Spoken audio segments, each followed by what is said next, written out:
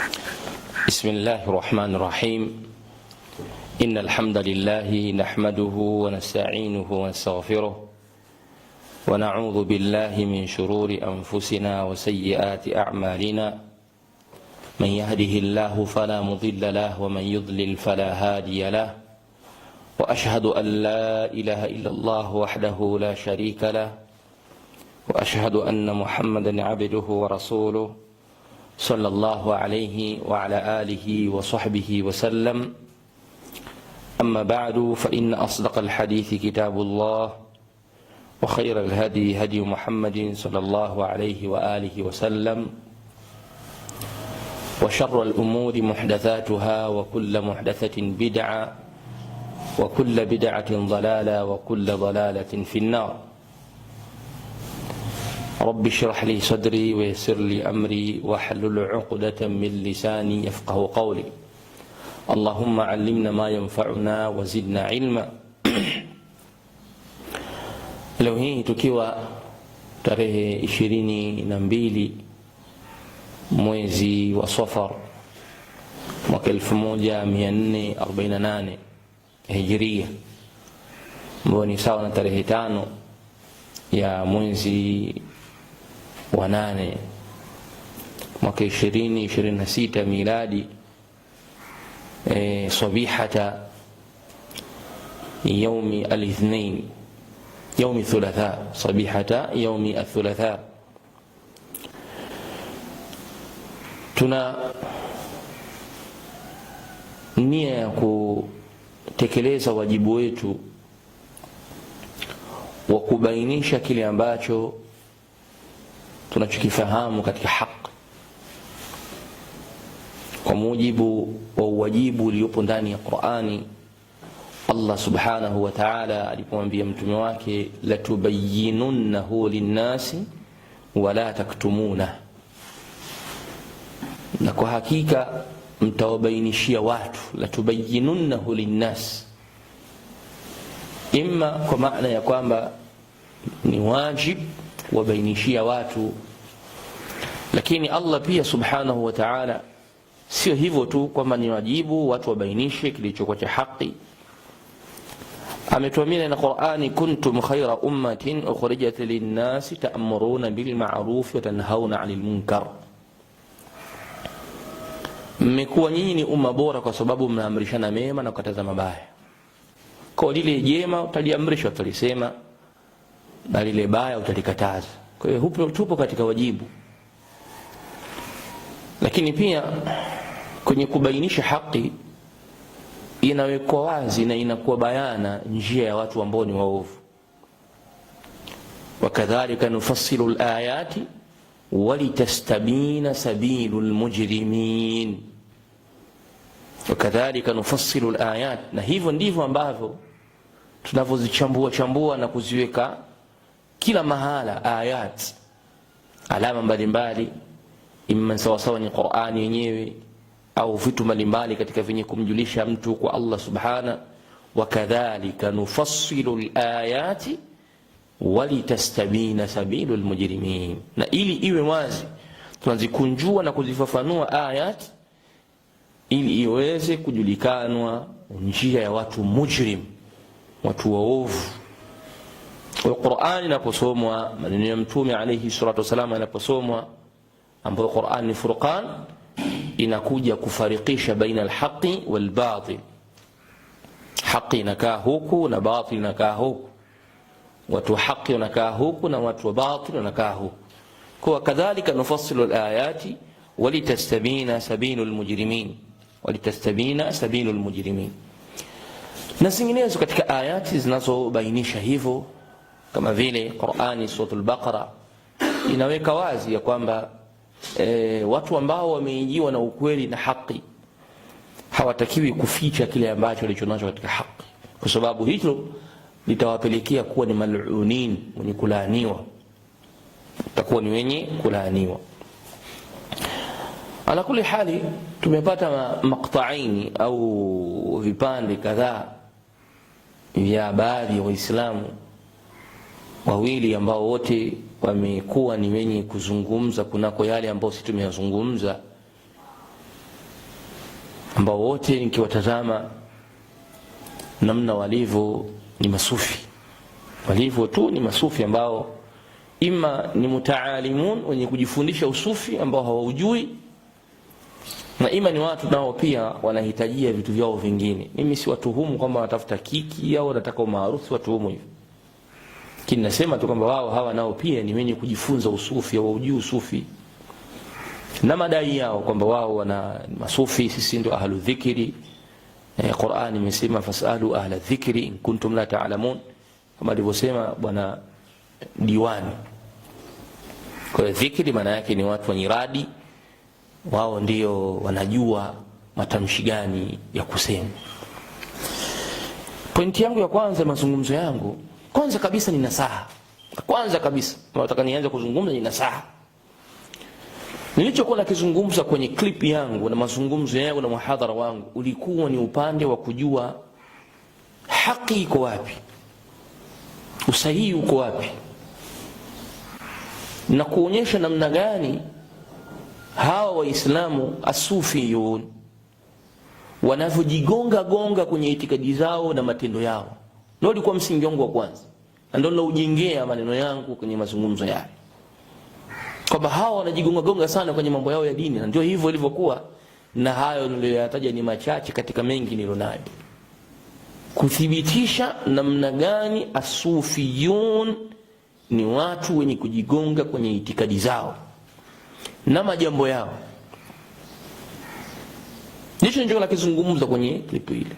Sasa nasaha yangu pia nilikuwa nalenga kwamba watu wawe mustaqimun, wamenyooka kwenye jambo lao, wasiwe na mambo mengi, na hasa fi janabir rahman, kwenye upande wa Allah subhanahu wa ta'ala, kwenye kumuitakidi Allah, wasilete kitu chochote kwenye kumchafua Mola wetu subhanahu wa ta'ala.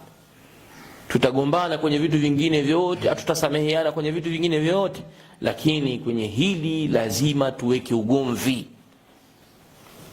Jambo la kumkosea aibu Allah subhanahu, kumkosea haya Allah subhanahu, kuwa na jur'a, ujasiri wa hali ya juu, kumzungumza kwa ubaya Mola wetu subhanahu wa ta'ala, kujivalisha mavazi ya uungu, kufanya matendo ya kishirikina au kuzungumza maneno ya kishiriki fi janabi rahmani, hapo hatutoweza kuacha, hapo hatutoweza kuacha, wallahi la nukhallika, hatuwezi kuacha. Mengine huko tutasameheana tu, uzungumze kadha au niambie mimi na hivi na nini, au tutakuacha tu, lakini sio kumkosea adabu Allah subhanahu na dini yake. Huu ugomvi tutakwenda kusuluhisha nao mbele ya Allah subhanahu wa ta'ala. Ugomvi huu tunauomba usimamishwe mbele ya Mola wetu, kwa sababu siku ya kiyama patakuwa na magomvi mengi. Innaka mayitun wa innahum mayitun thumma innakum yawmal qiyamati inda rabbikum takhtasimun. Inda rabbikum takhtasimun, mbele ya Mola wenu mtakuwa ni wenye magomvi, wenye kuhasimiana. Na katika yale magomvi Allah subhanahu wa ta'ala ametuambia pia, hadhani khasmani ikhtasamu fi rabbihim. Sufiyuna wanamkosea adabu Allah subhanahu. Tunachokifanya sisi ni kuibainisha haki, kwamba fanya unayoyafanya, sema unayoyasema, lakini usimkosea adabu Allah. Na hatusemi kwa lengo la kutaka kitu kingine chochote zaidi ya nasaha na kuwakumbusha waislamu wengine wa chini kwamba hawa masufi hawa tunawazungumza sisi, wawe wa Tanzania wawe wapi, hawa ni watu ambao vitabu vyao vimejaa suul adabi ma Allah, vimejaa adabu mbaya kabisa na Allah subhanahu wa ta'ala. Kwa hiyo faliantabihu, wazinduke, wamwelekee Mola wao kwenye shadaidi, kwenye shida, matatizo, mwelekeo. Achana na watu hawa, washakosa haya na Allah subhanahu wa ta'ala, wamemkosea kabisa adabu. Itikadi yao kwa Mola wao ni mbovu, chafu, hajawahi kuisema hata Abu Lahab. Abu Lahab hajawahi kusema itikadi dhidi ya Allah subhanahu kama wanavyosema masufi. Sasa imagine sisi tusio na ghera kwenye itikadi namna hii, tusio na wivu kwenye itikadi namna hii, kuitetea, kumtetea Mola wetu. Ndio nikasema hatutaweza kuacha kwenye hicho kipengele, vingine vyote kutakuwa chini, lakini pale mnapoweka shirku billah, mnapomkosea adabu Allah subhanahu wa ta'ala, hatutaweza kuacha. Tutatoa nasaha, na nasaha zetu zinaweza zikawa za maneno makali au yakawa maneno ya kawaida tu. Mtatupa maneno yote mnayotupa. Hawa wanataka wajulikane, wanataka umaarufu, hawa ni majitu wenda wazimu, hayana akili. Wenda wazimu mnao nyinyi, na utakuja kuona wenda wazimu leo. Nitakuonesha namna gani mlivyokuwa ndio wenda wazimu kupitia vitabu vyenu. Kwa haya maneno hayawezi kutushughulisha, lakini sisi tutakujibu kwa kupitia vitabu vyenu, lakini pia kwa kutumia kitabu cha Allah subhanahu wa ta'ala wa sunnati nabii sallallahu alaihi wasallam. Hatutotumia kitu chochote sisi, Qur'an basi, tafsiri zake takazoamua kuzileta, tutakuonesha tafsiri hii iko hivi. Halafu wewe sasa muumini wa kweli, angalia maneno yetu sisi, tunatumia Qur'an na sunna na riwaya za masahaba na vitabu vya masufi. Halafu sufi anayekuja hapo, atakayekuja kukujibu anatumia nini? Utabakia wewe mwenyewe unaangalia. Utaangalia wewe mwenyewe unaangalia. Je, sisi tunachokijibu sisi ni sahihi au wanachokijibu fulani wa allani? Insha Allah nitaanza baadhi ya mazungumzo. Kwa hiyo mlango wetu wa kwanza kabisa sisi, huu ni mlango wa nasaha.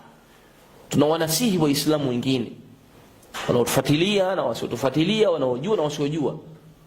Aliqu qulubakum ma'a Allah, zifungamanisheni nyoyo zenu pamoja na Allah subhanahu wa ta'ala. Achaneni na hawa watu mawali wa uongo, mchongo hawa.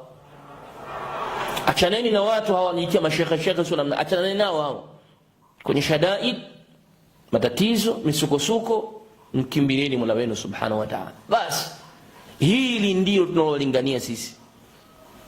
Hama suul adabu yao hii, adabu yao mbovu dhidi ya Allah subhanahu wa ta'ala, sisi tutaendelea kuibainisha na tukiwaambieni muelekeni Allah subhanahu wa ta'ala. Sasa hawa watu wawili walipokuja leo hii au katika hizi siku hizo wamekuja, mmoja sijui ni mrangi wa wapi huyo bwana, sio mtu wa wapi, Allahu aalam, na Yusufu Diwani huyo tumjua sisi ni siku nyingi, na majambo yake watu wengi anawadandia kuwajibu na kuwakosoa.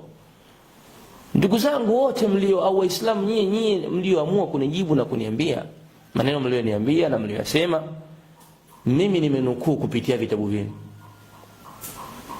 Nyinyi mashekhe zenu, mashekhe zenu mpaka kwa mawali wenu huko ndo wameandika hivi vitabu vyenu.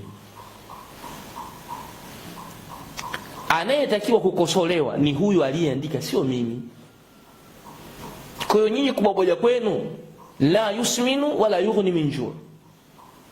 Sijatoa kwenye kitabu cha Kiwahabi hata hicho kimoja. Mimi ninatoa fil Qur'an kujibu hoja zenu, wa fi sunnati nabii Sayyid Adnan sallallahu alayhi wasallam. Aliyoyaandika haya ni mwalimu, ni sheikh, ni wali wenu, sio wali wetu sisi. Hatuna mawali wa hivyo. Sasa kama nyinyi mna uchungu kweli kweli, mlitakikana muone haya maneno tunayosema ya kimakosa, mumrekebishe. Hiyo nukta ya kwanza. Nukta ya pili, ikiwa haya tuliyosema sio sahihi, mfano kama bwana Yusufu Diwani, ikiwa kweli sisi tuliyosema haya bisahsahubin kahkahubin sa'sa'in, ikiwa haya maneno mimi siyajui maana yake, kwa majibu ya ilmu ulitakikana unionyeshe kupitia vitabu vyenu kwamba haya matamshi kwa kanuni zetu za sisi ahlu muridi, ahlu dhikri tuko hivi. Ilikuwa ndio utakuwa nijibu kielimu hivi. Lakini wewe umekuja na kuvumbua na kusema sema tu maneno ovyo ovyo, kwa sababu huo ndio msingi wa kisufi. Wali wa kisufi yoyote yule anaruhusiwa kuzungumza lugha yoyote anayotakika yeye. Yani hata ile lugha ambayo huwezi ukaelewa maana yake, wali wa kisufi anaruhusiwa kuzungumza. Kwa hiyo wewe ulitakikana mimi unijibu au tujibu sisi kwa kusema haya sa'isa'in kahkahubin sasahubin, haya maneno yamefupishwa, usahihi wake kaya tafsiri mwenyewe kwenye kitabu chake fulani, au haya yanapatikana kwenye vitabu vyetu hivi hapa. Mfano sahasahubin, hii sahasahubin sim inawakilisha kadhaa, hauna wakilisha kadhaa, ningekuelewa sana. Lakini kwa kutoa min ra'si, kwenye kichwa chako tu umeamua kujitungia tungia na kuandika andika pembeni, sioni kama jibu ambalo lenye kutosheleza. Bado msingi utabakia pale pale. Adhikru, uradi ameufundisha akbaru waliyin fil alam. Nyiradi zote za dhikri amezifundisha wali mkubwa katika ulimwengu, wa huwa Muhammadun sallallahu alaihi wasallam. Kwa hiyo ukitaka kutuletea uradi sisi wa sahasahubi, lazima urudi kwa wali mkubwa ambaye ni Mtume sallallahu alaihi wasallam. Kama uradi huo utakuwa hajaufundisha yeye, huo uradi hautokuwa na maana yoyote. Sasa nataka nikuoneshe kwamba nyinyi au mawali wenu, mawali wako wewe, inaruhusiwa kwao kuzungumza lugha yoyote ile, hata ikiwa lugha ambayo haieleweki, anaruhusiwa kuzungumza. Na ndicho ninachokisema kwa bwana Yusuf Diwani, hiyo lugha aliyoitumia hapo, hiyo tafsiri ni kadhibun, ni urongo. Kwenye hiyo dhikri ni urongo, sio ya kweli. Nataka nikuthibitishie kwamba hicho alichokizungumza ni kwamba wali ana ruhusa ya kuzungumza kitu chochote. Moja. Mbili, kuonyesha ya kwamba uliyozungumza sio yenyewe, sio tafsiri yake, umeleta mas'alatu nahtiya ya kwamba hiyo ni kama vile basmala, hauqala, hamdala. Sasa ukisema hasbala, basmala, ukisema basmala fa'lala, tayib, fa'lala basmala, naam. Sahasahubi inakuja wapi kwenye fa'lala? Tutende kikanuni. Sasa umetumia kanuni moja, labda hizo mbili zingine uzilete, kwamba hii ni ikhtisaru hikaya kama unavyosema wewe. Umetoa mfano wa basmala ambao una maana ya fa'lala, basmala fa'lala, naam, sahihi.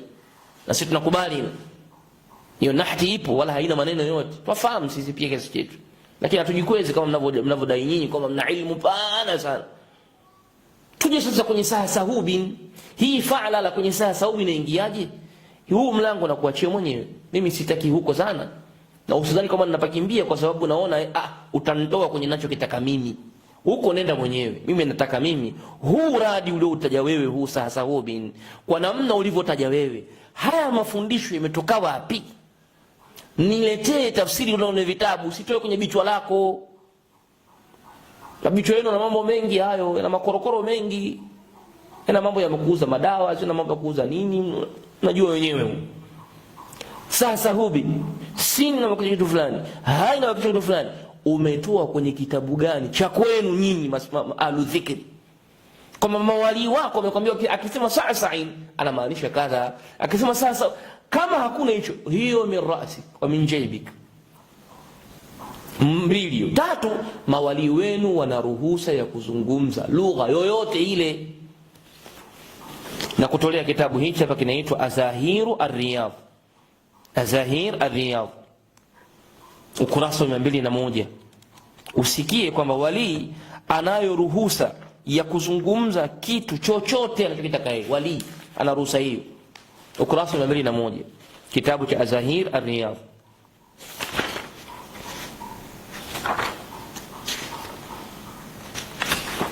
Kila sema hivi, nisikize vizuri uone kwamba tunachokisema sisi tutaona vitabu vyenu. Azahiru Riyadh, hichi ni kitabu cha Abdul Mahmud Nur ad-Daim, na huyu Nur ad-Daim huyu ni Sammani, kama sikoseni Msammani huyu,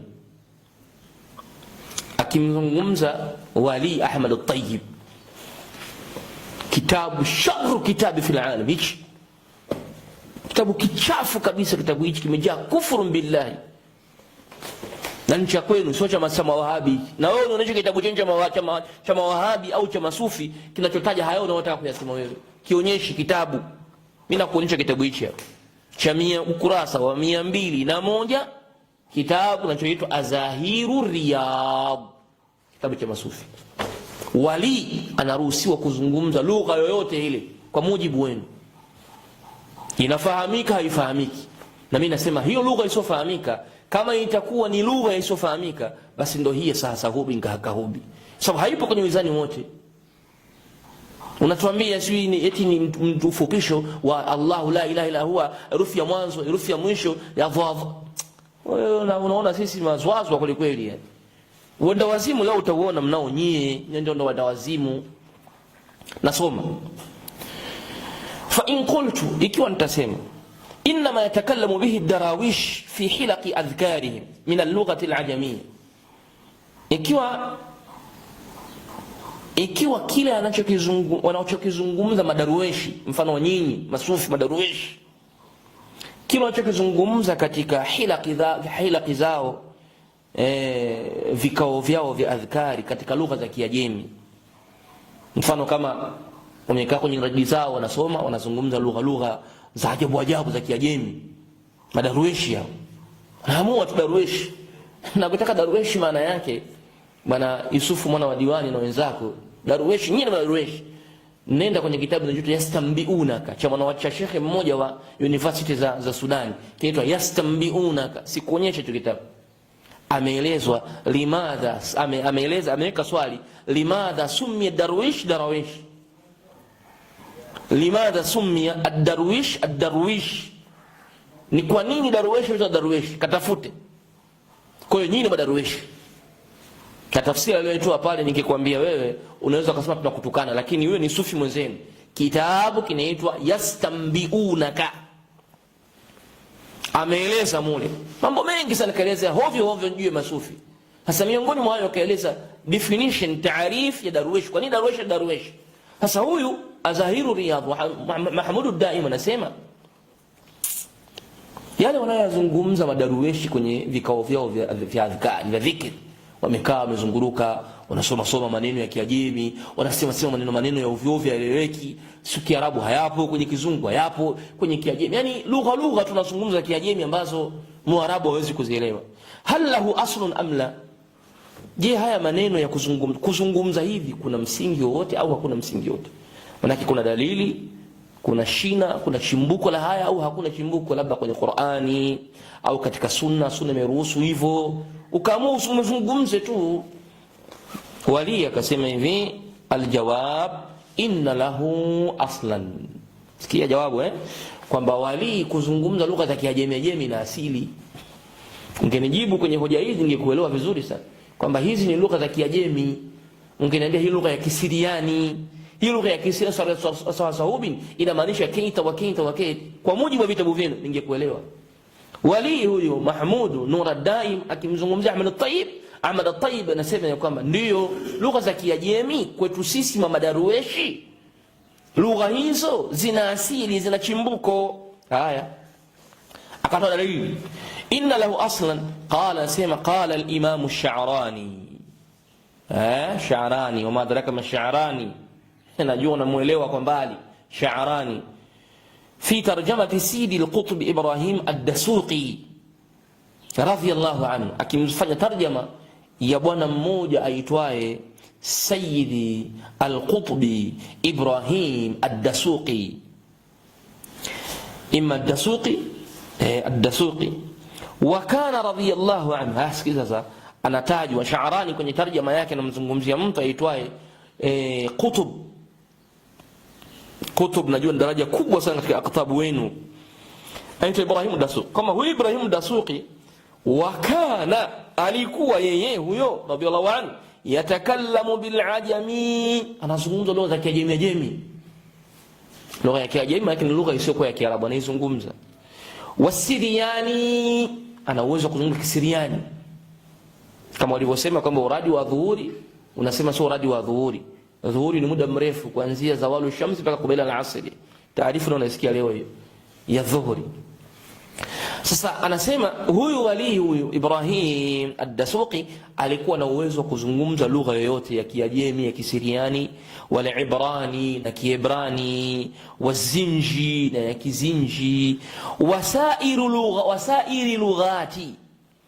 Tena anazungumza lugha zingine zote waliwe, Kiswahili, Kichina, Kijapani, zote waliwe. Allah kamjalia wali.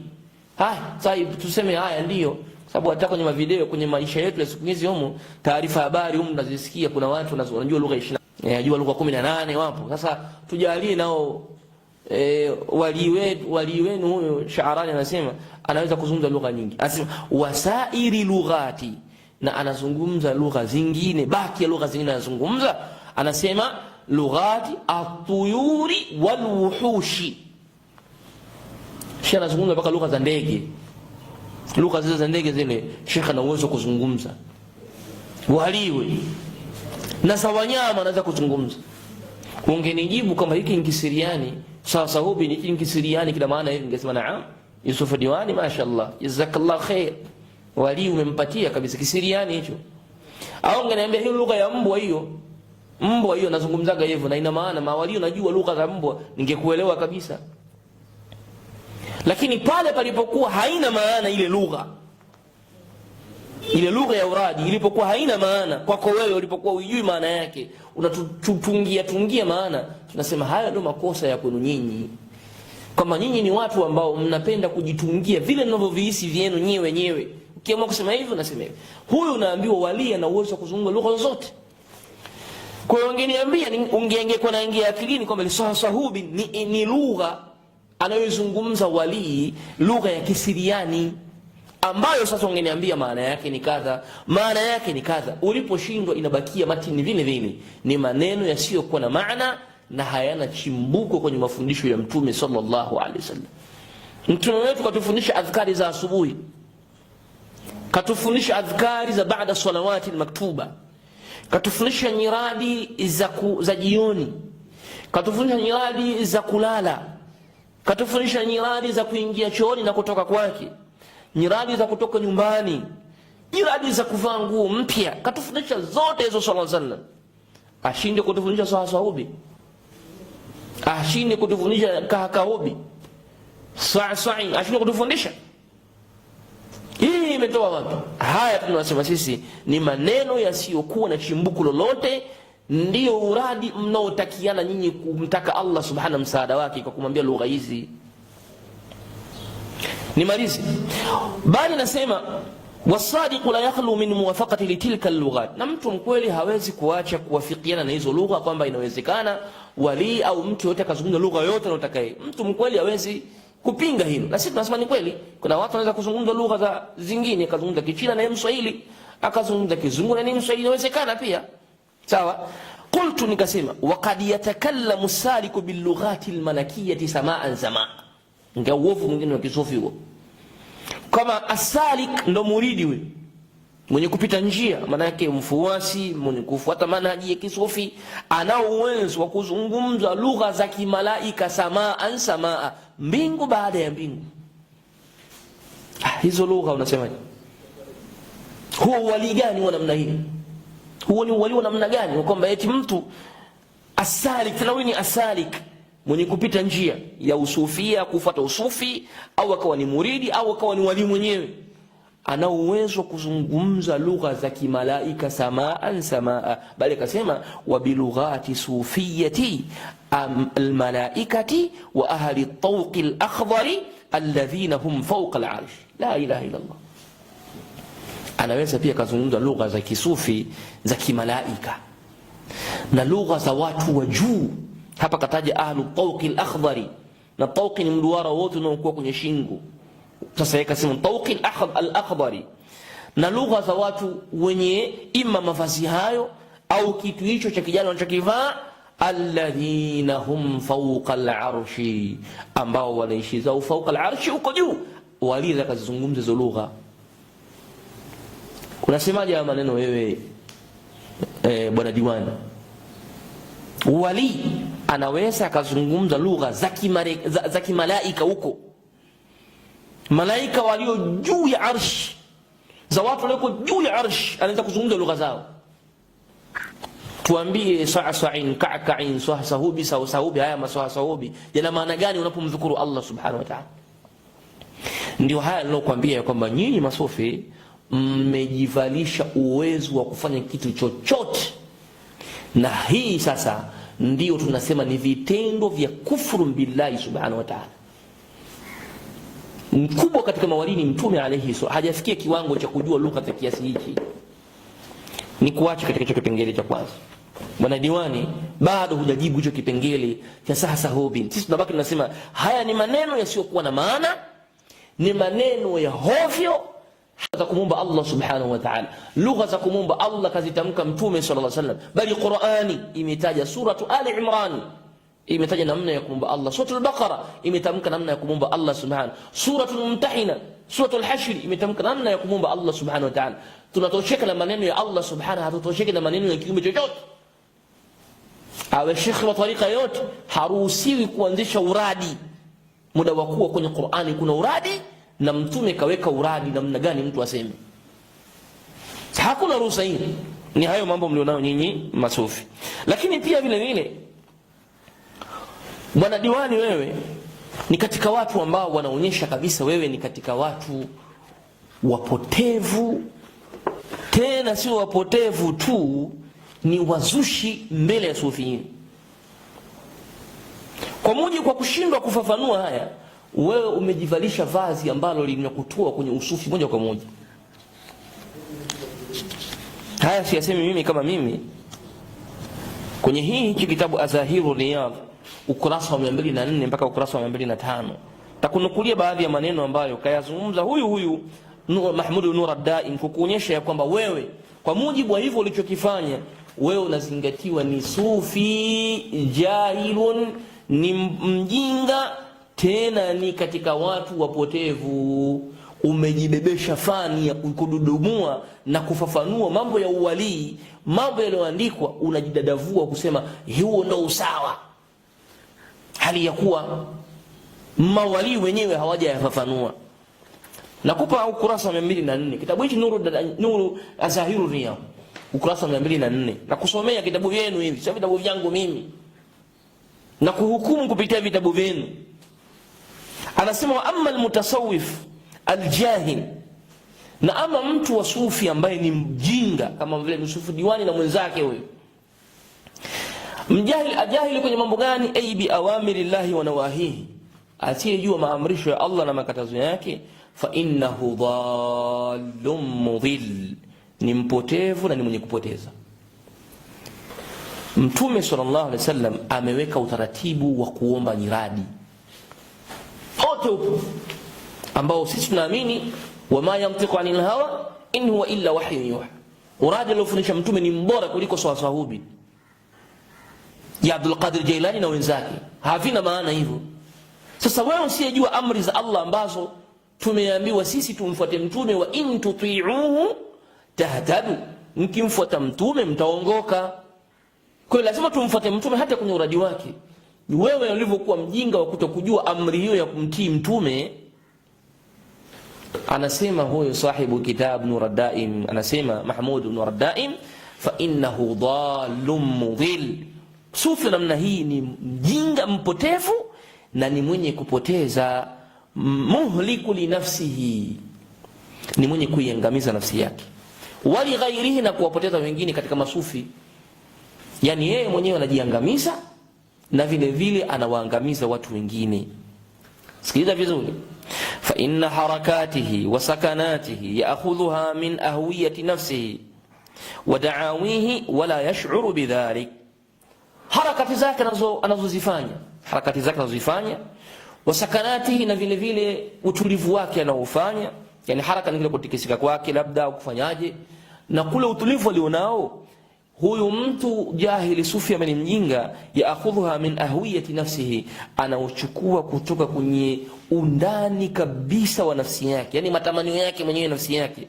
Ahwiyatin maana yake ni hufra, kama chumu, kama vile shimo la ndani kabisa la nafsi yake, anatoa zile harakati zake na sakanati zake, anazitoa kwenye hufra, kwenye undani kabisa nafsi yake, wa da'awihi, na madai yake, wala yash'uru bidhalik, na hali ya kuwa hajui hayo yote, hajui. Maana yake mambo anayoyafanya sufi mjinga huyo anayatoa kwenye nafsi zake, kama unavyotoa wewe. Umeamua kutuambia swali inawakilisha kadha, aina inawakilisha kadha, ulitakikana utunukulie kutoka kwa masufi wenzako wakubwa au mawali, waseme wakisema hivi unasema hivi. Usiseme tu ni ahlu dhikri, usijipachike tu hayo maneno unayosema wewe kujinyofolea hivyo, umeyatoa kutokana na nafsi yako mwenyewe, umekaa umetunga. Ukialeta tutasema naam, kweli Yusufu Diwani ameyatoa kwenye vitabu vya kisufi vikubwa kwa maswa'in inawakilisha kadhaa, Sahasahubi inawakilisha kadha, na wamesema hivi na hivi na hivi, hii ni Siriani, lugha ya Kisiriani inamaanisha hivi.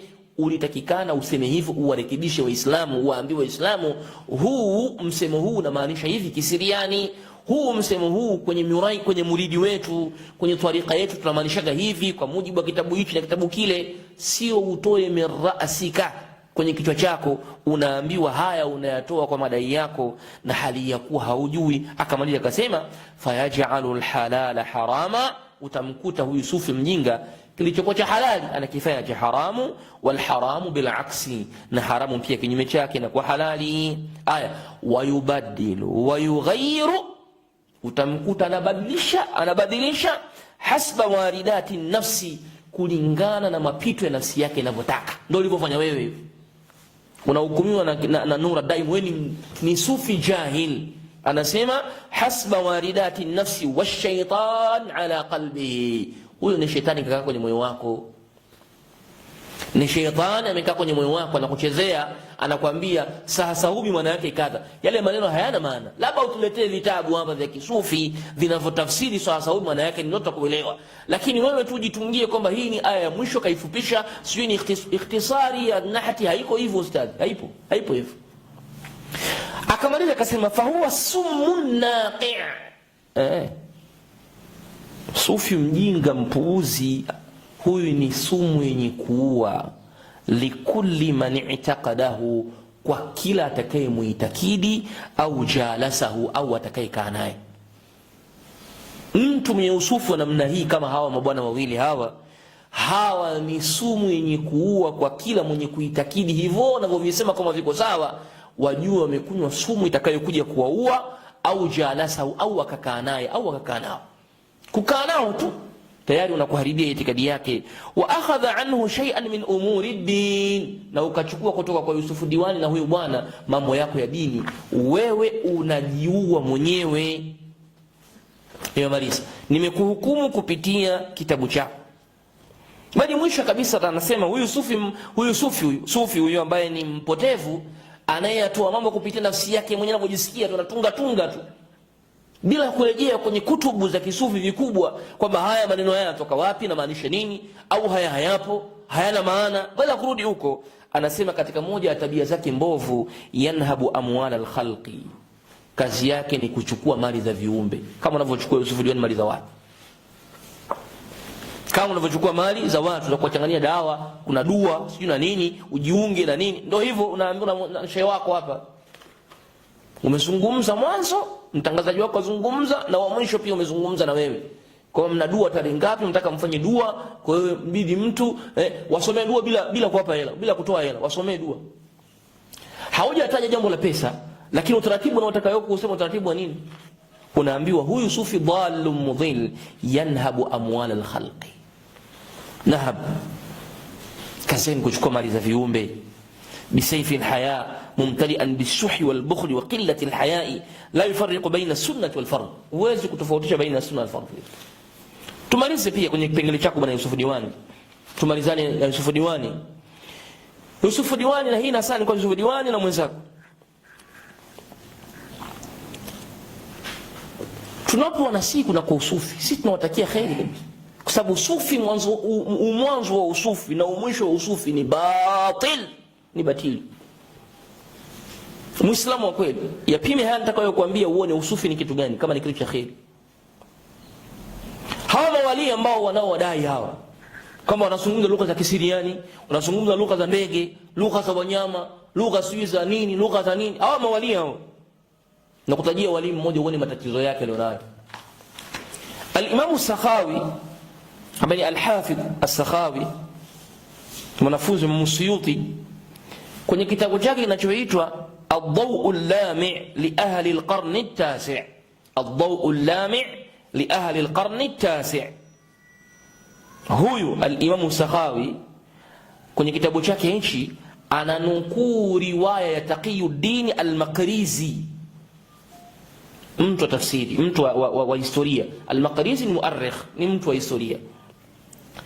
Mimi nazungumza haya maneno kwa kunukuu, sikukwambii kutoa kitu min ra'si, la, na kunukulia kukuonyesha kwamba nyinyi sufiyun mna mengi ambayo muislamu wa kweli aliyejitia yeye ni muridi, yeye sijui ni nani, anatakikana kwa haraka jitoe kabisa kwenye usufi, awe ni muislamu peke yake, muislamu wa kweli wa kufuata Qur'ani na Sunna.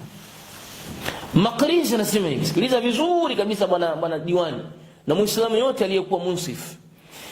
Maqrizi anasema hivi, dhakara rahimahullah, anataja kwamba Maqrizi kwenye kitabu chake hicho As-Sakhawi anamnukuu Maqrizi, anasema dhakara rahimahullah, alitaja Maqrizi Allah marehemu, anna Sayyid Ahmad al-Badawi, kwamba Ahmad al-Badawi, Sayyid bwana waliwi Ahmad al-Badawi, ambaye Ahmad al-Badawi mwenye kitabu hichi za Adhahiru Riyad anasema ukipatwa na hamun, stress, matatizo yoyote, wewe sema ya Ahmad al-Tayyib, ya Ahmad al-Badawi. Ukiwaita tu wawili hawa, ile stress yako inaondoka, matatizo yako inaondoka yote yale. Ukiwaita watu kwenye hicho kitabu, kawaita hivi, kipo. Sasa anasema huyu Sayyid al-Badawi, huyu Ahmad al-Sayyid al-Badawi, Maqrizi anasema hivi, anna Sayyid Ahmad al-Badawi kashafa auratahu, alifunua utupu wake. Waliwe anayezungumza swai mfano kama hao, wakaa kaubi, alifunua utupu wake baada khutbati al-Jum'a, baada ya khutba al-Jum'a fi al-masjid. Sikiliza watu sio kuna qillatu haya, majitu sio na aibu kabisa. Baada ya swala ya Ijumaa akafungua utupu wake, kama ni dhakari yake kaifungua pale, watu wanaishuhudia pale. Thumma bala ala hasiri almasjid, kisha akakojoa kwenye mkeka wa msikitini. Sufi huyu Ahmad al-Badawi, kaburi lake liko Misri. Ole wako upingi kama haya hayapo. Sufi huyu, hakuna salafi hata mmoja anafanya upuuzi namna hii.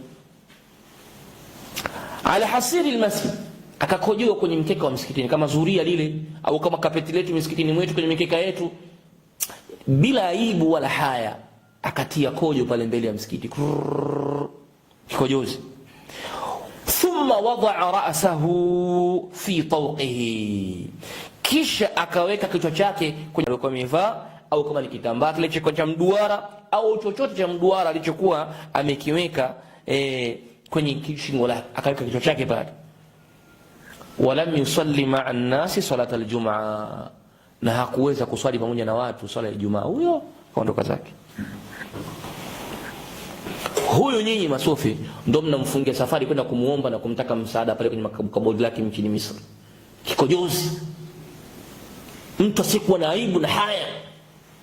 Ameyataja Maqrizi, wala simtaje mimi. Sakhawi ndo kayanukuu kwenye kitabu chake Ad-Daw'ul Lami' li ahli al-qarn at-tasi'. Nenda kaangalia, yapo hayapo, na kunukulia kwenye kitabu chenu. Huyu wali anayekojoa mbele za watu na kufunua utupu wake, aje atuletee uradi wa swa'swa'in tu, kubalie kivipi? La haya lahu. Na Mtume akatwambia katika hadithi yake mashuhuri, ikiwa hautokuwa na aibu, idha lam tastahi fasna ma shi'ta, fanya ukitakacho. Ndo hichi, hawana haya kabisa. Bado utakupa kingine tena, kuonyesha wa mawali ni watu wa hovyo, na wali wao ni wali wa shetani, sio wali wa Allah subhanahu wa ta'ala. Na wengine mnawasingizia, wala hawana hao wali wa namna hii, kama vile Sheikh Abdul Qadir Jilani, wala hana hayo mambo kabisa, rahimahullah alhamdulillah. Na kutajia tena mengine, Muislam pima ninachokuzungumza mimi, haya na wazungumza ya kweli au ya uongo. Kitabu kinachoitwa Majlisul A'la lidhikri wadh-dhakirin lidhikri wadh-dhakirin Siraj as-Salikin, Siraj as-Salikin.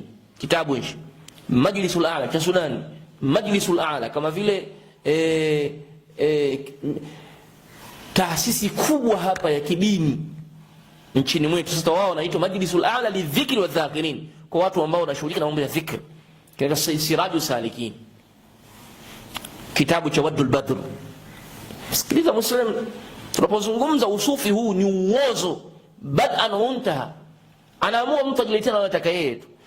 Huyu bwana mwenye hichi kitabu anasema, Waddul Badr anasema, inna lillahi thamaniyata awliya. Mashaallah, Allah duniani ana mawali 8 tu. Allah ana mawali 8 na mawali 8. Na shekhe hapa Muhammad Nasr kwenye kitabu chake hichi ukurasa wa 68 amejithibitishia na yeye pia ni wali, tena uwali wake kautoa kwa Uwais. Na lau Uwais mwenyewe angelikuwepo angeutambua uwali wake kwamba yeye ni wali mkubwa, angeutambua. Shekhe na yumo, hatujui atatajwa humo au hayumo. Waddul Badr anasema hivi, mawali wako 8 al-kummal, tena waliokamilika kisawasawa kwenye kiwango cha juu cha ukamilifu. 4 fil Yaman wa 4 fi Sudan. Tanzania hamna wali hapa, kuna wali tu. Tanzania hamna wali. Anasema hivyo. Hichi ni kitabu cha Siraju, kinaitwa Majlisul A'la lidhikri wadhakirin, Siraji Salikin. Kitabu chenu wenyewe, sio cha kwetu, kitabu cha kisufi, tena Qadiria au Qadiria tena. Mawali wako 8, 4 wako Yemeni, 4 wako wapi? Wako Sudan. Na hao mawali pia yuko humu naye pia ana mawali, nasema mawali wakubwa wako 1000 na kitu. Sio kujigonga kwa masufi huko. Dini ya kisufi imejengeka kwenye msingi kujigonga gonga kabisa. Haya, nimalize. Fakafa an dhikri fil Yaman, hum fil Yaman. Akajizuia kuwataja wa Yemen wali ni wakina nani wale wa Yemen, akaona nisiwataje. Kitabu hicho cha kisufi cha Qadiri. Asa amma al-4 alladhina hum fi Sudan, ama wale 4 ambao kwenye nchi ya Sudani, nitakutajia mmoja tu, acha wengine matokeo yao. Anasema minhum dafa'a Allah masoban, mtu mmoja katika mawali watu wa Sudani wanamjua kwa hali zao, wanamjua, anaitwa dafa'a Allah masoban, wali dafa'a Allah masoban. Sikiliza, huyo wali watu wa Sudani wanamjua, na hata kuna channel moja yupo alisha kujirekodi kujielezea, ipo kwenye televisheni. Sasa huyu bwana wali huyu dafa'a Allah masoban anatajwa miongoni mwa karama zake. Sasa maneno yangu vizuri uyapime. Tunapozungumza mawali wa kisufi, hawa ni mawali wa Allah au ni mawali wa shetani? Sababu hata shetani pia na mawali. Fatakuna lishaitani waliyan. Ibrahim alimwambia baba yake anapoacha kumwabudu Allah subhanahu wa ta'ala, atakwenda kuabudu asiye kwa Allah, na kisha atakuwa ni wali wa shetani. Sasa anasema ya kwamba miongoni mwa karama zake huyu bwana, karama waqad jarra ash-shams ma'a al-malaika bi 33 sanatan. Huyu bwana katika uwezo wake, karama zake, aliliburuta jua 3 miaka 35. Alilikokota jua kwa miaka 33. Wasmuhu inda ahli llahi masoban al-Hadran. Sasa huyu bwana alilikokota jua, alilivuta jua kwa miaka 33 pamoja na malaika. Jua hili aliliburuta haina malaika. Sasa kwenye video moja alihojiwa kwenye channel ya video, alihojiwa akahadithia, akasema mtu mmoja yeye alimtuma aende akamletea maji ya kutia udhu baada ya asri. Yani yeye huyu dafa Allah alichelewa salatu al-asri. Wali achelewa swala wali achelewa swala tayeb, sawa. Na wengine huwa waswali kabisa swali zao Maka, na mshangao huyo alichelewa swala kati kuna ana uwezo kupiga tambo moja tu kafika zake Maka akaswali akarudi. Anasema sasa huyu bwana yeye alimtuma akamletee maji kijana ambaye kaniletee maji ya kutia udhu, shachelewa swala.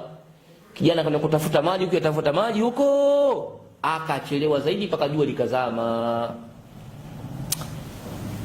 Sikiliza maneno ya kufuru billahi, hawa watu wanapocheza na dini ya Allah subhanahu wa ta'ala. unajifanya wao na uwezo mkubwa sana. Alipokuja yule kijana jua lishazama, huyu sasa dafa Allah masoban, akaenda akalishika jua pale linapozama kule, akajirudisha kidogo pap, likakaa katikati, akapata muda kuliliki swala asri, akaswali Allahu akbar. Kwenye muda alasiri akaniambia haendelea na shughuli yako. Ni asadikisha maneno ya muumini. Muumini wa kweli unasadikisha maneno namna hii. Unayefahamu kwamba yuqallibu Allahu al-layla wan-nahar wash-shamsu wal-qamaru tajri limustaqarrin laha dhalika taqdiru al-aziz al-alim. Anayetembeza majua haya na mwezi na usiku na mchana ni Allah subhanahu. Huyu sufi wali mujrim mushrik, anasema yeye anashika jua kalisogeza kidogo likakaa katikati, akaweza kudiriki muda wa asiri, akaswali hivyo kaniambia liondoke. Tunasema usufi mwanzo wake na mwisho wake ni shirku billah na ni batil, sio kitu cha kweli kabisa. Hawa ndo mawali hawa wa kisufi, hawa ndo mawali wa kisufi. Achilia mbali hayo, nikupa tena nyingine. Usijoka nimemalizana na wewe bado. Mimi nakuonesha kama usufi si lolote. Hata ukiutetea, ukiusema chochote, usufi si chochote. Ni katika da'wa ambazo zimekuja kuleta shirku katika ardhi hizi. Na zimeshaingiza ushirikina tokea miaka hiyo. Anasema kitabu hichi kinaitwa hichi hapa, kitabu hichi. Kuna kitabu hichi, kitab Tabaqat Wad Dhaifullah, na kuonesha kitabu hichi labda uende ukawa huna hichi kitabu cha Tabaqat Wad Dhaifullah. Huyu bwana humu ndani ameandika mambo mbalimbali ya mawali na historia mbalimbali za kwao. Humu kaandika humu ndani. Na kinasomeshwa na jamia kama siku Durman au wapi, kinasomeshwa kitabu hichi Sudan. Na watu wanafanyia mitihani na wanafanyia hafla, sherehe kabisa kitabu hichi, wamefanyia sherehe kitabu hichi. Sasa huyo aliandika kitabu ni sufi. Nisikilize anachosema. Anasema na haya maneno yaliyo humu ndani, na mimi nimeyanukuu, nimetoka naandika Dar es Salaam, yako humu ndani humu. Lakini baadhi ya chapa wameyafuta haya maneno kwa sababu ni maneno yamejaa uovu wa hali ya juu. Tena uongo, sio uovu na uongo.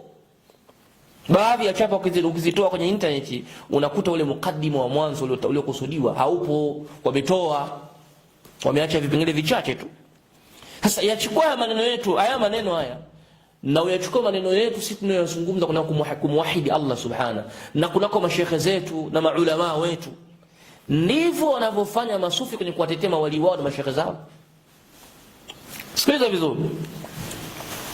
Tabaqati Wad Dhaifullah amemtaja mtu anaitwa Sheikh Idris, Sidi Sheikh Idris. Sheikh Idris anasema anna lil awliya'i au al awliya'u thalathatu aqsam, mawali wa kwa aina tatu. Wamegawanyika sehemu hizi tatu mawali. Na indakum, sasa wanazungumza tu na mmoja ujui hivi leo nakwambia, kama nilivyosema mwanzo, ujui. Yani huu wali wa usufi wewe hujui, unadandia tu hujui. Lau ungelijua wewe usingezungumza hayo maneno. Wewe na mwenzako huyo si mrangi sio wapi. Anasema matabaka ya masufi kwa vigawanyo vitatu. La kwanza sughra, ile dogo, wal wusta, la kati na kati, wal kubra, na kubwa la mwisho kabisa. Ili uwe sufi na matabaka matatu lazima uyapitie. Kuna dogo, la kati na kati, na la juu, kubwa kabisa. Tuanze na dogo. Fasughra, tabaka dogo tu, ili mtu awe amefikia na tabaka dogo, ayatiru fil hawai, wapae kwenye anga kama vile kama nzige vile wanapaa hao. Baada vipi unapaa, njoo Dodoma paa uji tukuone. Na wewe unani wewe, njoo paa tuonane hapa paa uji tukuone, au hapo ulipo paa. Kwa bwana mimi nakubaliana, ni kweli tunaweza tukapaa sisi paa. Wali daraja la chini kabisa, kiwango chake cha uwezo awe na paa fil hawa, bali wayamshu ala almai, na watembee juu ya maji. Mawalia watembea juu ya maji. sio hivyo, wayantiqu bilmughayyabat, na waweze kuzungumza mambo ya ghaibu. La ilaha illa Allah. Mambo ya ghaibu yote tunaweza kuzungumza, waliu ya sughra wendo kale kawali kadogo kadogo kale kanazungumza mambo ya ghaibu tu, mambo ambayo hayaonekaniki, yamefichikana, yanayazungumza tu. Ndo waliu huyo mdogo huyo, chali inaitwa chali, wali chali, anazungumza mambo ya ghaibu tu. Alam taqra'u kitab Allah, hivi nyinyi hamsomi kitabu cha Allah ukolo kusoma?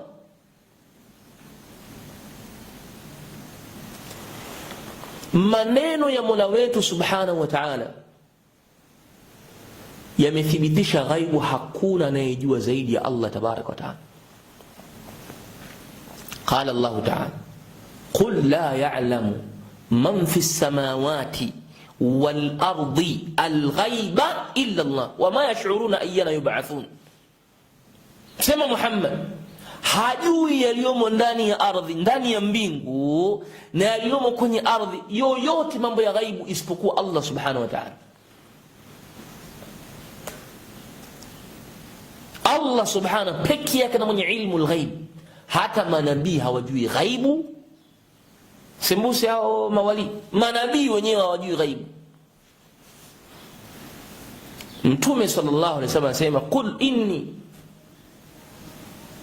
la amliku li nafsi naf'an wala darra, kisha akasema walau kuntu a'lamu al-ghaiba mastakthartu min al-khair wa ma massani as-su. Mtume anasema hivi, lau ningelikuwa najua ghaibu mimi, lastakthartu min al-khair, ningekithirisha sana kutenda matendo ya khairi sana, wa ma massani as-su, na hakuna baya lolote ingenipata. Hapo nakupa sehemu ndogo tu, ninazo aya nyingi za Nabiiullah Nuhu, za Nabiiullah Adam, za Nabiiullah Ibrahim na za manabii wote kwa ujumla wao wakithibitisha, hata Isa mwana Maryam wakithibitisha wajua ilmu al-ghaib. Anakuja darueshi mmoja kinachopaa juu ya anga, kinasema kinaweza kuzungumza mambo ya ghaib, kinazungumza, kinajua ilmu al-ghaib. Huyu ndo wali mdogo. Kwa hiyo hawa wanao serikali hii kutafuta watu wanaotembea tembea angani, wala isihangaike. Inawezekana paka inabidi itungwe bungeni sheria ya barabara za angani, maana za shangaa ndege zikagonga watu, pakawa pana ajali, watu wanagongwa huko. Mbona hatuwaoni mnapita huko juu? Mbona hatuwaoni mkipita? Au labda tuone wali mmoja kapita pap, mbona hatuwaoni? Daraja dogo la usufi la wali, tawaka la chini kabisa, aweze kupaa angani na atembee juu ya maji. Mbona mnapanda mapantoni Dar es Salaam? Mbona maferi mnapanda? Mbona mameli mnapanda? Honyi si mawaliwe? Kama sio wewe wali, basi shehe lako limetembea wapi kwenye maji? Tuoneshe lilitembea kwenye maji haya hapa. Daraja la pili, wal wusta, la kati na kati, an yu'tiyahu Allah darajatal kauniyya, la ilaha illa Allah. Allah ampe daraja la kaunia la ulimwengu, yani awe kwenye daraja la kaunia. Kaunia maana yake nini? Haithu yaqulu lishay'i kun fayakun. Ana uwezo wa kufikia kusema kitu kuwa na kinakuwa, na nakuonesha kwa ushahidi. Kitabu cha shekhe wako huyo, shekhe wenu, kimethibitisha uwezo wake huo wa kwamba akisema kitu kinakuwa. Shekhe huyo hapa. Kwanza Sheikh Muhammad Nasr anajua ya moyoni ya mtu, anajua. Sheikh Muhammad Nasr huyu anajua ya moyoni mwa watu, anajua. Sheikh Muhammad Nasr simzushisha. Hichi hapa kitabu, maisha ya Sheikh Muhammad Nasr al-Gadiri.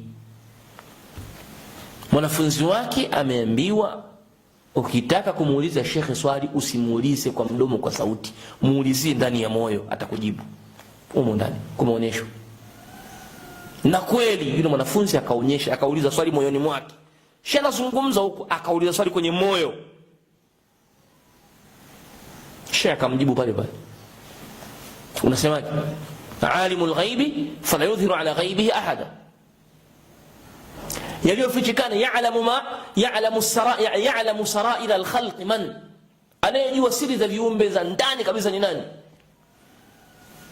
Na siku ya kiyama atakayezitoa siri za moyoni za watu ni nani? Allah subhanahu wa huwa alladhi yatawalla as-sarair. Nasmi kuja hivyo, wa huwa alladhi yatawalla as-sarair. Allah ndiye anamiliki na kutawala na kusimamia siri za watu za ndani. Na ndio maana ipo khilafu kunako malaika hao wawili. Je, walipoambiwa kiraman katibin ya'lamuna ma taf'alun, hii ya'lamuna ma taf'alun, wanajua yote mnayoyafanya. Ya'lamuna ma taf'alunahu, wanajua yote mnayoyafanya. Ma hii mausulia, maana yake imekusanya vyote. Je, mpaka moyoni wanayajua yanayozungumzwa kwenye nyoyo? Khilafu baina ahli tafsir, iko tafsiri hiyo ni khilafu. Nenda kwa Imam Baghawi utakutana na hayo mambo. Na kaulu rajih, moyoni huko anasimamia ni Allah peke yake. Wao wanaandika wanayoyatenda ya wazi ya nje tu, ya huku anasimamia ni Allah. Ndio kwa nini? Kwa sababu ndiye ambaye yatawalla sarair. Sheikh anajua ya moyoni. Njoo pia vile vile Sheikh ndani ya kitabu hichi amethibitisha kwamba amemtuma mwanafunzi wake kwenye safari yao ya kwenda Mlandizi. Amemtuma mwanafunzi wake aende akaliambie bomba lililo katika maji muda mrefu, Sheikh amekutuma utoe maji mengi ili watu wafanye ibada na waswali. Kaliambie, kishaliambia hivyo lifungue. Akaenda kule akaliambia, nimetumwa na Sheikh, toa maji. Akafungua likatoa maji. Huyu hapa Sheikh. Sio hivyo tu, unani hivyo tu ustazi. Kwa mengi makorokoro ya hovi ya kisufi. Huyu hapa Nur ad-Da'i, Riyadul Janna, Nur ad-Dujun, hichi hapa Abdurrahim al-Burai. Ahmad al-Tayyib amesifiwa huko, ana uwezo kumgeuza binti akawa mwanaume. Huyu hapa anamgeuza tu dume, jike linakuwa dume, inageuka kuwa dume. Ana uwezo huo. Hawa tena wana uwezo kumfufua aliyekufa. Ndio hawa wanasema hivyo, tabaka katikati yao. Hii Azahiru Riyadh, kitabu hichi Azahiru Riyadh hichi hapa. Muda wake ukifika nitakuonyesha kila point ninayozungumza, kila kitu ninachozungumza nitakuonyesha. Kuonyeshia kwamba usufi unaotetea wewe ni kitu unakitetea, kitu cha batili, cha uovu, kilichojaa ndani yake shirkun na kufrun na zandaka. Na kama hamtutubia kwa Allah subhanahu wa ta'ala, mkafa na huu usufi huu mnaotetea nyinyi, mmekufa katika dhalala moja mbaya sana. Hawa wanaamini katika maneno yao mawali wana uwezo kufufua watu. Mawali hawa wana uwezo wa kufufua waliokufa.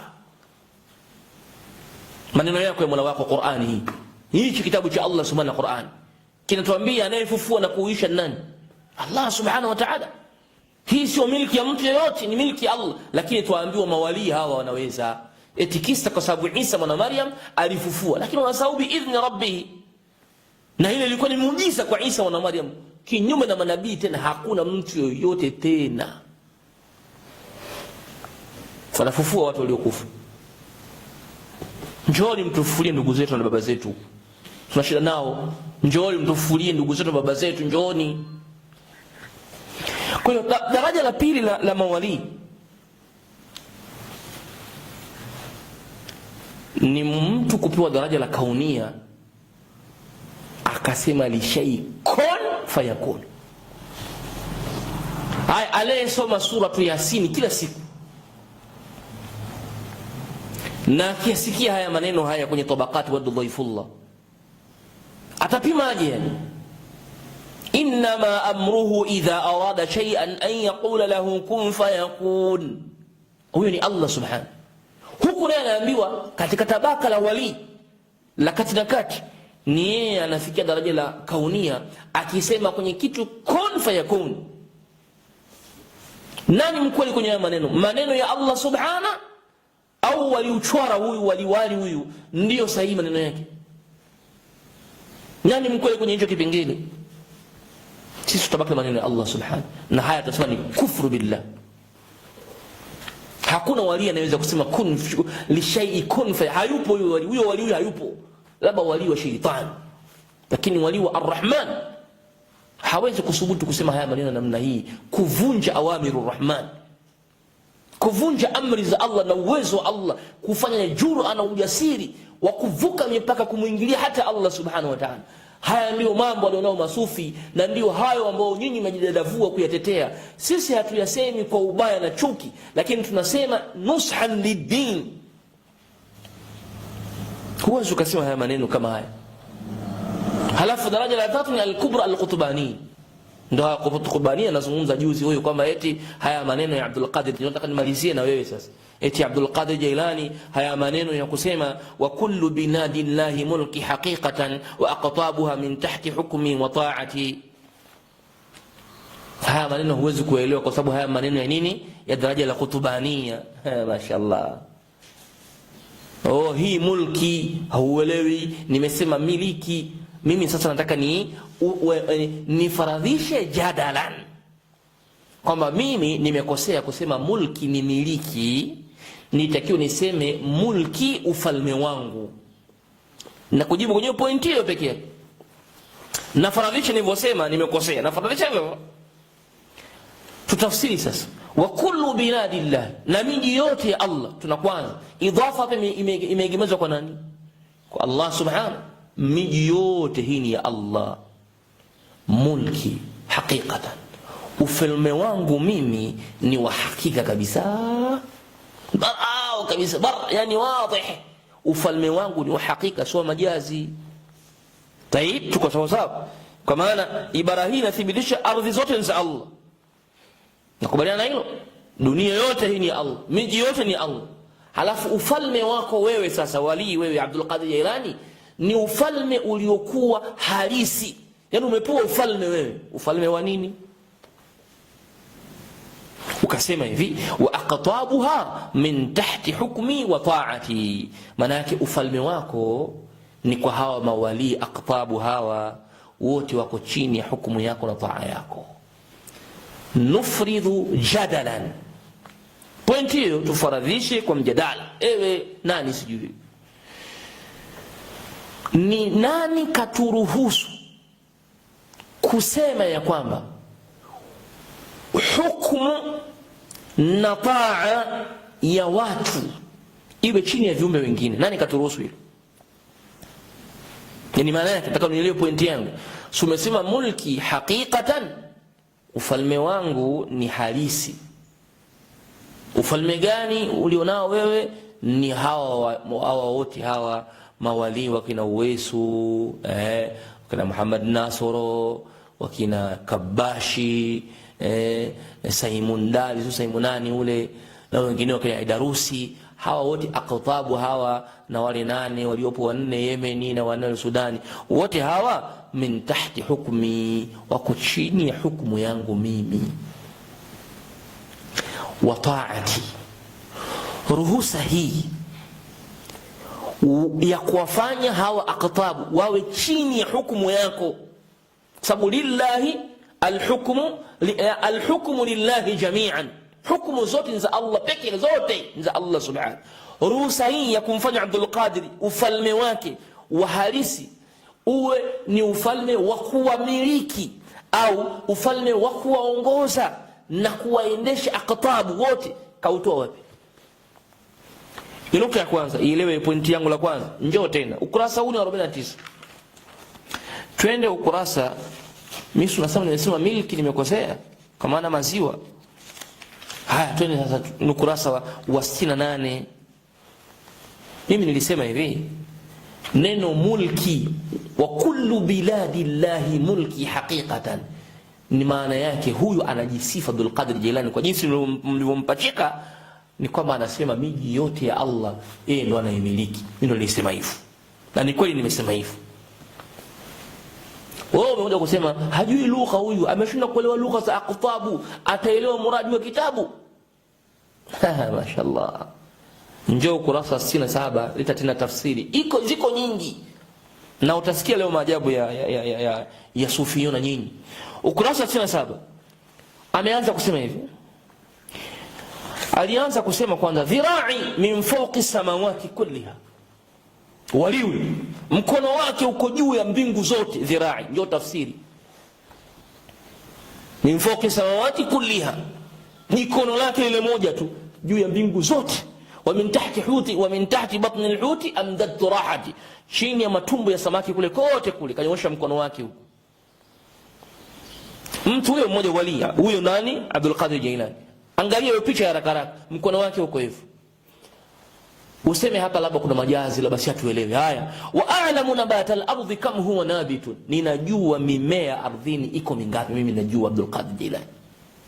Wa a'lam ramla al-ardhi kam huwa ramlati, ninajua mchanga wa ardhini uko idadi gani. Kwa sawa yani uhalisia. Sheikh anasema hivyo, elimu yake alionayo, anajua mimea yote ya Afrika yote, Ulaya, Asia, Australia, kote mimea anajua iko mingapi. Bali mchanga uliopo kwenye ardhi ya Allah subhanahu, ulio chini ya bahari, ulio chini ya maziwa yale, mamito, manini, madimbwi, ulio juu ya mgongo, yote anajua huko mchanga idadi yake ni ngapi, anajua. Hiyo si ilmu al-ghaibi, hiyo si ilmu al-ghaibi. Ndo hayo tulokuambieni, mawali wenu wanajua ilmu al-ghaibi, wanazungumza mambo ya ghaibu. Na hii ndo kufuru sasa yenyewe tunaisema sisi. Hivi vitendo vya kufuru, haya maneno ni ya kufuru billah. Tuendelee.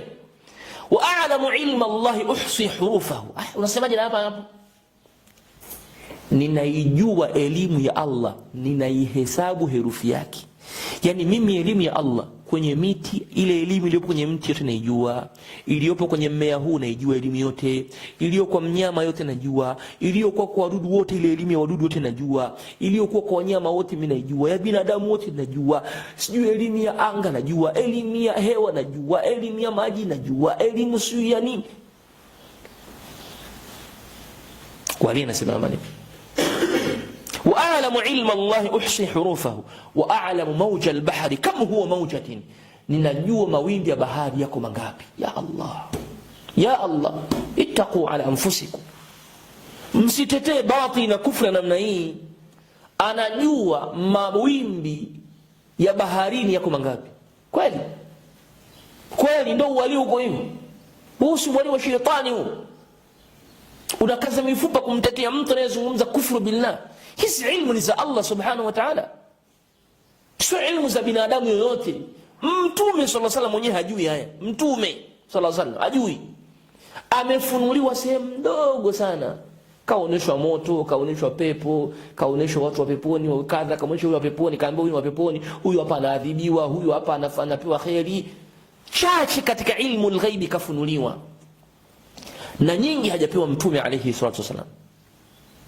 Wewe unakuja unatuambia elimu ya Allah yote unaijua kimoja baada ya kingine, bali pia unajua hata mawimbi ya bahari. Ni kuache kwa sasa nyingine pointi yangu sasa. Kule nilisema miliki ni ya kwangu, umeniambia miliki nimekosea, sijui lugha ya Kiarabu, njoo utafsiri tena. Anasema hivi, malaktu biladallahi sharqan wa maghriba. Malaktu biladallahi sharqan wa maghriba. Ufalme wangu hapo, au tuseme ufalme wangu, nimemiliki miji ya Allah mashariki na magharibi. Malaktu au nimeifalmisha, ndio sema hivyo, nimeifanya ufalme wa, nimeifanya ufalme miji ya malaktu biladallahi sharqan wa maghriba, nimemiliki miji ya Allah, ile miji yote Allah subhanahu nimemiliki mimi, sharqan wa maghriba, mashariki na magharibi. Aya, sikiza kufuru nyingine sasa. Wa in shi'tu, sikia, wa in shi'tu afnaitu al-anama bilahdhati, nikitaka ninawamaliza viumbe wote kwa wakati huo.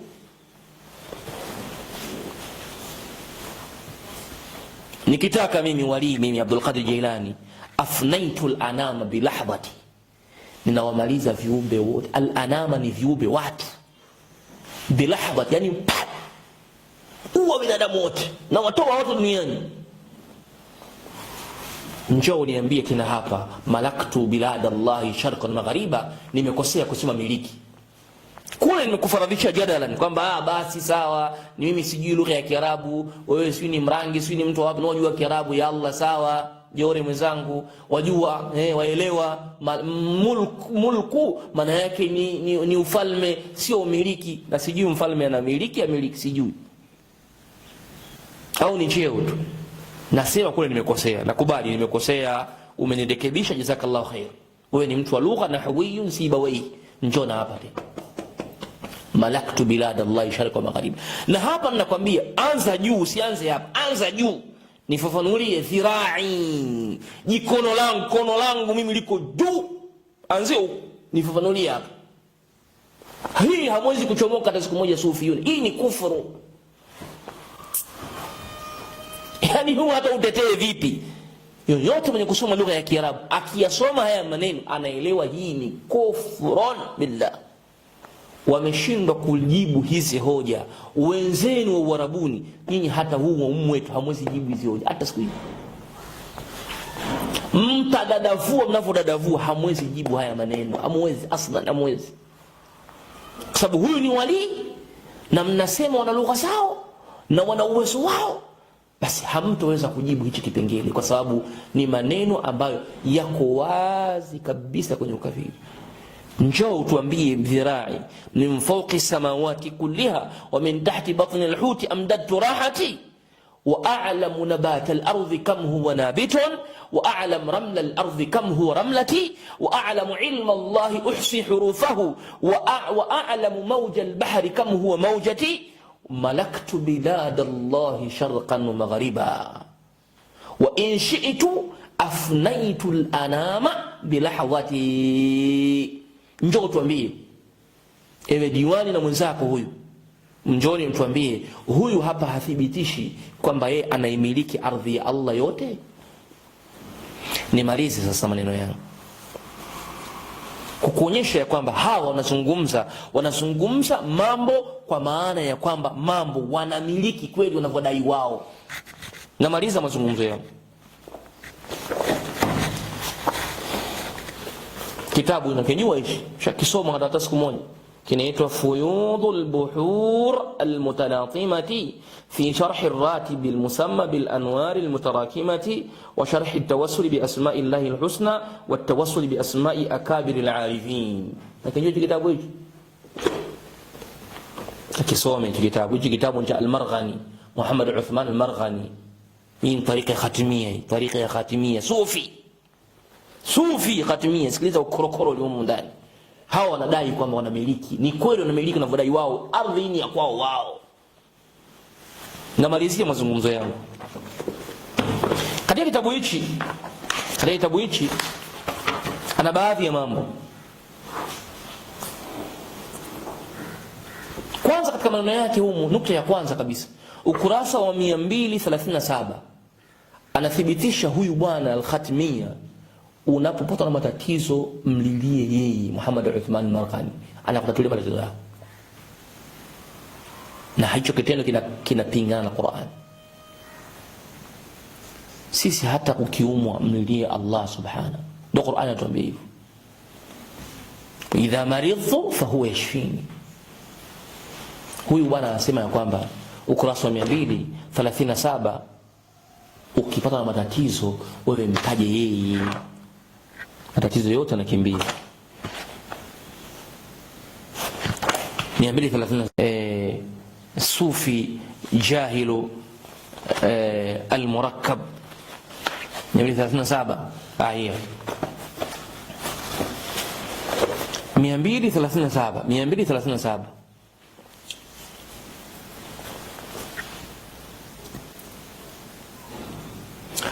anasema hivi: muridi la takhsha min amrin takhafuhu, muridi wangu, mfuasi wangu, usiogope jambo lolote, yani usipate na hofu kwenye jambo unaloliogopa.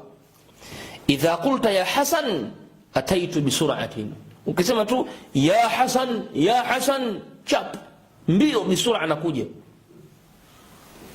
Usiogope. Ukiwa simba ukimuona usiogope, wewe ya Hasan nakuja pale. Na haijalishi uko Tanzania, yeye yuko Sudani, yuko Kenya, yuko Nairobi, yuko Yemen, wewe ita tu ya Hasan tena bisur'atin, lakini haraka. Haya, akamaliza akasema wa in kunta fi hammin wa karbin fanadini, ukiwa kwenye hammin, stress wa kurabin na matatizo makubwa, fanadini au fanadini, niite mimi biya Marghani, sema ewe Marghani, Muhammad Uthman Marghani, unjika min kulli shiddatin, nitakuokoa kwenye kila shida. Hii kufru sio kufru, kufru billah wazi kabisa, wala haina aya wala hadithi. Mbona yajiokoa yeye asife kwenye shida na kurab? Muite Marghani. Huko kwenye Samania umemwambia muite Ahmad al-Tayyib na muite Ahmad al-Badawi, unaokoka, stress inaondoka. Hapa kwenye stress na hamu. Hawa hawamiliki dunia, hawamiliki dunia, hawa wanamiliki. Haya, twende tena, nimalizie mazungumzo yangu, nikuachie wakati mwingine tena.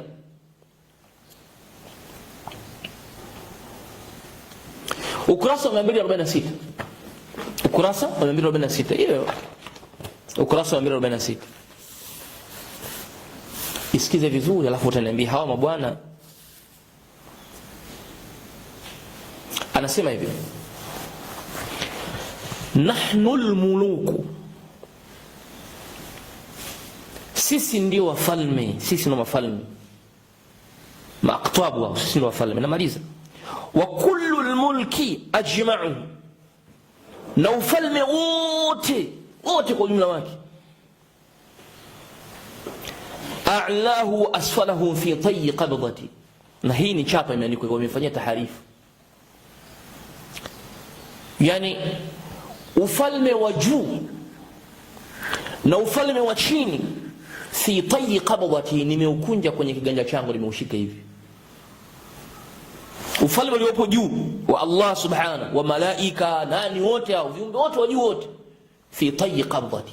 Na ufalme wa hii dunia huu, ufalme wote wa dunia hii, fi tayyi qabdati, nimeukamata hapa. Hawamiliki dunia, hawamiliki ardhi. Basi usimalize tena. Nahnu alladhina sajada al-amlaku ajma'uhum lana fanalu bina, sisi ndio ambao malaika walitusujudia sisi. Hawamiliki dunia. Baada nakupa lingine, anasema narul khalili khabat min sirri taflatina wa naru Musa adaat min mahasinina, moto wa Ibrahim alayhi salam ulitulizana ukazimika, min sirri taflatina, kutokamana na siri ya kutema kwetu sisi mate. Na huyu alisema hivyo Fudhatul Rabbani, alisema hivyo, moto wa Ibrahim ulipoa kwa sababu sisi ndio ambao tulitemea mate, au tulipeleka maombi yetu tukaombewa pale, moto ukapoa kwa baridi. Huyu anasomea ulipoa kwa mate yake, moto ukapoa kabisa. Wa naru Musa adaat min mahasinina, na moto Nabii Musa ulitoa mwangaza kwa mazuri yetu sisi. Akamaliza akasema, Ayubu lamma daana inda balwatihi, Nabiyullahi Ayubu alipotuomba sisi wakati wa shida zake, ajabahu Allahu, Allah alimjibu na kumuitikia, ijlalan lida'watina, kwa kutukuza maombi yetu tuliyoomba sisi, Allah amuitikie.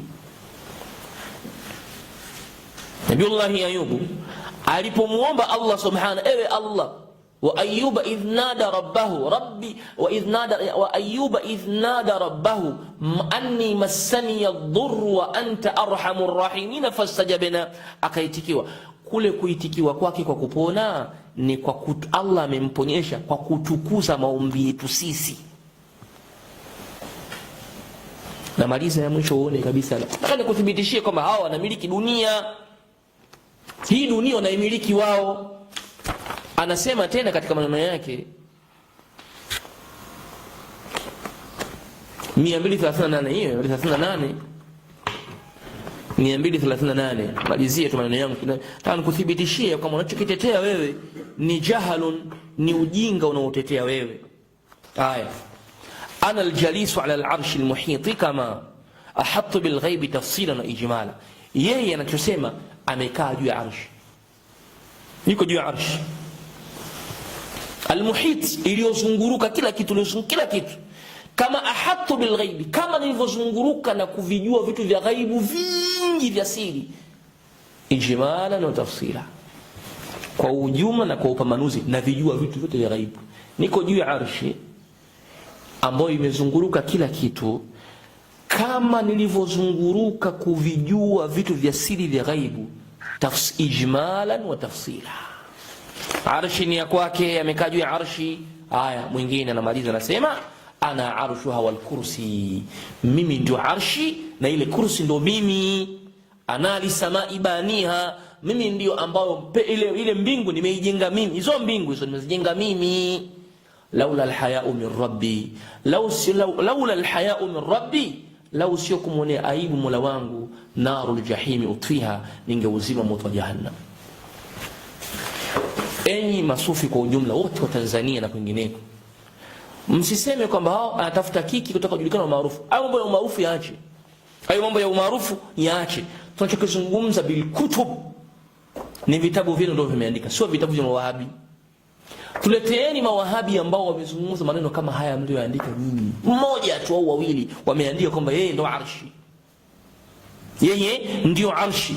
Tuleteeni hata mmoja tu. Haya ni maneno yenu nyinyi, na tunazungumza hapa dinan kwa lengo la kuwarudisha watu katika haki. Hawa mabwana wanaweka miungu mingine kwenye ardhi, wanaacha watu wasimwabudu Allah subhanahu. Na tutakuja kuzungumza masala mengine yapo kuthibitisha ya kwamba hawa mabwana hivyo wanavyowasifia hawa mawali wao, ndio maana unakwenda kugaragara kwenye makaburi, wanasema makaburi yana baraka, makaburi yana khairi, dua zinajibiwa kwenye makaburi, ndio maana wanataka hivyo. Lakini kumbe wakati huo wanafanya ibada kwenye yale makaburi. Lakini pia kwenye vitabu vyao wamethibitisha wazi ya kwamba ukienda kwenye kaburi, kuzuru kaburi la wali, ujira wako ni sawasawa na hija na umra. Wallahi wa billahi mzungumza hivi. Ndio shirki tunazungumza sisi, hii ni shirku billah. Kwa hiyo wewe uje utetee, usiutuambie sisi tuna nini, sisi tutabaki pale pale. Tunataka majawabu ya vitabu hivi na haki iliyopo kwenye hivi vitabu pamoja na maneno ya Allah subhanahu wa ta'ala. Wapi na wapi maneno ya Allah na wapi maneno yenu haya mnayozungumza ya kufuru billah. Binadamu huwezi kusema neno na hii kama una akili timamu. Unayemwogopa Allah subhanahu, unayefahamu kwamba anatakikana aabudiwe Allah peke yake, aombwe Allah peke yake, atakwa msaada Allah peke yake, akimbiliwe shida Allah peke yake, wewe huwezi kuzungumza maneno haya ukisema ya kwamba eti wewe uitwe kwenye shida na udatibu shida za watu. Wewe nani kwenye hii dunia wewe? Mbona umekufa? Shida hizo zinaenda wapi? Mbona ushakufa? Ahmad Taibu ushakufa, Abdullah ibn Adarusi ushakufa, Samani al-Marghani, Muhammad Uthman ushakufa, sio nani huyo Muhammad Nasr mshakufa nyie. Shida zetu tumpelekee nani? Ndio maana wanatuambia twende makaburi, tukalale kwenye makaburi, tuombe pale. Ndio hii shiriki ambayo sisi tunaikanusha na kuipinga. Usitetee hoja ovyo ovyo, jibu bil kutubi, kwa kutumia vitabu vyenu ama vitabu hata vya ahli sunna. Useme haya mambo yamethibiti kwa Qur'an, qala Allahu qala, kama nilivyokufanyia mimi, wa qala Rasul, kama kuna jambo la mtume litaji. Lakini nukuu pia kupitia vitabu vyenu kwamba haya yapo kwa hoja hii, na waislamu waweze kukuelewa vizuri. Lakini usitetee batil ala batil, usitetee batili juu ya batili, kwa sababu hiyo ni kufuru billah. Tunachokisema hapa, hii ni kufurun. Tunawatoa watu kwenye sufia. Usufi huu ni batil. Atetea atakayetetea, ajitie kizibo kwenye masikio yake, anajitie kizibo. Yawe maneno yetu machungu, yawe maneno yetu mepesi, yawe maneno yetu na kejeli. Tunakutaka umrejee Allah. Wewe muombe Allah subhanahu, usimwelekee kiumbe chochote, usiwe na haja na kiumbe yote. Wewe mtake msaada Mola wako subhanahu. Hawa mawali, hawa manani, wote hawana chochote. Dhalika bi anna Allah huwa al-haq wa anna ma yad'una min dunihi huwa al-batil wa anna Allah huwa al-aliyyul kabir. Allah subhanahu amethibitisha wazi kabisa, dhalika bi anna Allah huwa al-haq. Hivyo tambua ya kwamba Allah subhanahu ndiye haki, ndiye mkweli, ndiye panastahili kuombwa kwake peke yake. Wa anna ma yad'una min dunihi, na kile unachokiumba kinyume na Allah subhanahu huwa al-batil, hiyo ni batili kabisa. Wa anna Allah huwa al-aliyyul kabir. Tumuomba Allah subhanahu wa ta'ala atuongoze sisi na waislamu wote kwa ujumla, na atuonyeshe njia ya haki na tuifuate, na atuepushe na kila njia za dhalala, njia za batil, njia za shirku billah, atuepushe nazo. Na watu wa shiriki pia Allah subhanahu atuepushe nao, atuelekeze kwenye jada tusawia, kwenye Uislamu uliokuwa sawa sawa. aliyotuachia Allah subhanahu wa ta'ala kwa mujibu wa Qur'an aliposema wa anna hadha sirati mustaqiman fattabi'uhu wa la tattabi'u subula fatafarraqa bikum an sabili dhalikum wasaakum bihi la'allakum tattaqun. Allah katuachia njia moja iko nyeupe ya Uislamu wa kumwabudu Allah peke yake, wa kumtaka msaada Allah peke yake, wa kumwelekezea Allah shida peke yake, wa kumtaka kila mafanikio Allah peke yake, na ametukataza njia zingine za kulia na kushoto, njia za samania, njia za kadiria, njia sio za kutubania, njia sio za safadia, njia sio za mustafawia, njia za kadiri. Zote hizi ni batil na makundi mengine yote ni batil. Allah ametuachia Uislamu leo nyooka mmoja peke yake. Ametuambia wala tattabi'u subula, msifuate njia fatafarraqa bikum an sabili, vitakutoeni kwenye njia ya Allah subhanahu. Vinavyotutoa katika njia ya Allah ni hivi njia miongoni mwavyo ni njia za kisufi, njia zilizojaa maneno yake ndani yake shirkum billah. Tumomba Allah tuokoe na hayo yote na tuongoze kwenye njia iliyo sawa. Wa sallallahu wa ala alihi wa sahbihi ajma'in walhamdulillahi rabbil alamin. Jazakumullahu khair.